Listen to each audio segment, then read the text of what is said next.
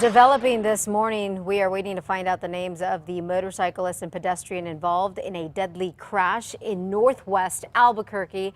It happened last night around 8:30 near Coors of Montano. Police say the motorcyclist hit the pedestrian who was crossing Coors. The pedestrian was pronounced dead at the scene. The motorcyclist was transported to the hospital. So far, there's no word on the motorcyclist's condition. We'll, of course, keep you posted. Also new this morning, Bernalillo County has to cash out more of its investment at a huge loss in order to pay its bills. And we have learned that will mean cuts.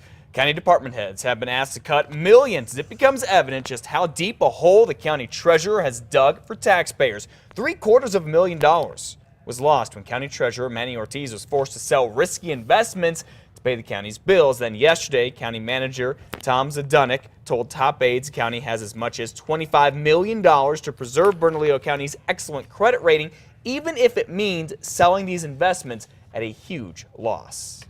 The treasurer and his own advisors are refusing to admit they have made a mistake. That was evident at a meeting last night. They did, however, vote to stop making such long-range investments. The investments are now capped at 6 months to avoid more losses and penalties for cashing out early and to ensure that there's always a cash flow to pay the county's bills. But none of these measures help with the current crisis. Now, at least one person in Bernalillo County is just fed up with this fiscal fiasco, and he's starting a petition drive to get Mr. Ortiz recalled. How close are you to going forward with this recall? I expect to start by the end of this week, Friday. Well, in addition to the recall effort, Commissioner Debbie O'Malley here says she's in the process of scheduling a meeting of a vote of no confidence on the treasurer. Make sure you keep it with KRQE News 13 for the latest as this story unfolds. Early voting has started in Albuquerque's special election. Voters are deciding whether to ban late-term abortions. There's also a city council runoff between these two women, Republican Janice Arnold-Jones and Democrat Diane Gibson. This is for the Uptown area.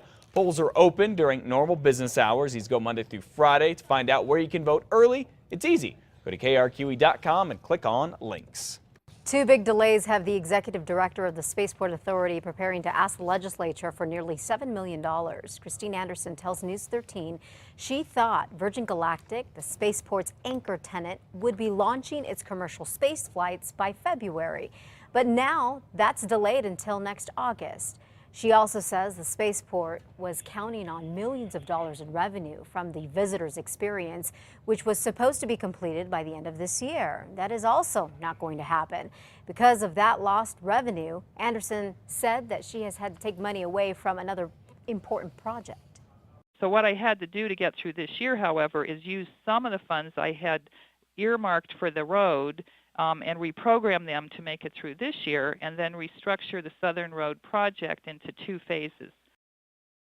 Anderson says they have the cash to finish the first phase of the road. She says she will go to the legislature for the money to fund phase 2. Well, a big step forward in the cleanup of underground jet fuel spill at Kirtland Air Force Base. Workers are now testing a system that pumps contaminated groundwater to tanks to get it treated. It's the first time a large amount of contaminated water has been pumped out since the spill was discovered back in 1999. The aquifer test that's going on behind me is expected to reveal the effect of the groundwater on the aquifer. The water will be filtered and held until the state issues a permit allowing the treated water to be used. The test will determine if the pump and the treat system is a way to address this fuel plume and help develop a final way to fix the massive spill. Roswell police officials are changing their story about one of their sergeants being shot recently while responding to a call. They're now saying that is not what happened. Monday night, a man named Richard Johnson allegedly fired shots during a family dispute. When officers got there, Johnson was armed. He was shot. On Tuesday, Roswell PD told us that Sergeant Cruz Zavala was also shot. But yesterday, they corrected that. These types of incidents that occur, something always changes throughout the investigation depending on the information that detectives receive from the various witnesses or suspects, different people that are involved in the case. They are saying Sergeant Zavala was injured, but are not saying exactly how. By the way, the suspect was airlifted to a Lubbock hospital. We now know the name of the APD officer who shot a man with a gun Monday night on Central. Officer Brian Pitzer, right here, shot Joaquin Ortega after police say Ortega pointed a gun at 3 people. Now, witnesses say when police got there, Ortega refused to drop his gun and instead pointed it at them. Officer Pitzer then shot Ortega. He is now out of the hospital. He was well enough to be in court yesterday on charges of armed robbery, aggravated assault, and child abuse. He does need $150,000 cash to get out of jail. There he is in court. Now, if Officer Pitzer right here looks familiar, that's because he has been in the news before. In fact, 3 federal lawsuits are pending against him. One for shooting a mentally disabled man who refused to drop a knife in 2010.